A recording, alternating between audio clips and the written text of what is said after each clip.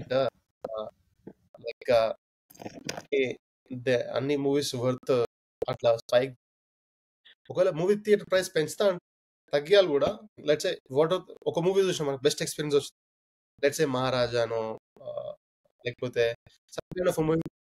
అరే what a movie 96 చూసినాం, ఇంకో మూవీ చూడాలని పిల్లలు 10 days 15 days దాకా.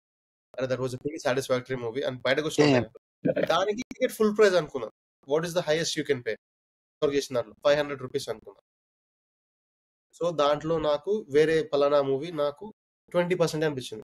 సో $100 ఉండాలి, క్వశ్చన్ ఉండాలి. లాజిక్ గా అటు పని చేద్దాం ఇటు పని చేద్దాం, మరి డ్రాప్ చేయాలి మీరు నెక్స్ట్ వీక్ మొత్తం. అట్లా పడిపోవడం తీసుకున్నాను. That's what I think.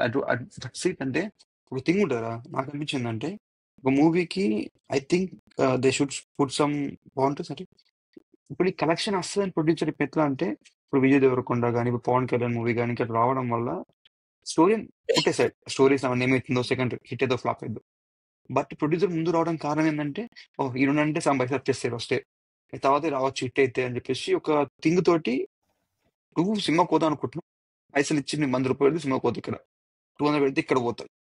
అంటే ఏరియా బట్టి నీకు ఉన్న కంఫర్ట్ బట్టి టికెట్ ఒక ప్రైస్ పెడుతుంది.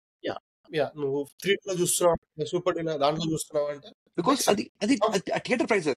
నువ్వు ఏ సినిమా పోతే సెకండ్ లేదు, నువ్వు ఏ సినిమాకి షుడ్ బి కాన్స్టెంట్ ప్రైస్. నచ్చితే పో, లేకుంటే పో. దానికోసం ప్రొడ్యూసర్ ఎక్కువ పైసలు రావాలని చెప్పేసి, లేకుంటే వాళ్ళు హైక్ చేయాలని చెప్పి అడిగి పర్మిషన్ తీసుకొని చేయించుకో, వాళ్ళు అంటారు కావచ్చు మాకు ఇట్లా అందరు వెళ్తారు ఇదంటే డజంట్ మేక్ ఎనీ సెన్స్. నా దృష్టిలో మాత్రం డజంట్ మేక్ ఎనీ సెన్స్. చేయదు. నాకేమంటే ప్రొడ్యూసర్ మా పెట్టకు నువ్వు బడ్జెట్ నీకు ఎంత వేస్తాం ఎంత దేవుని పుట్టిన.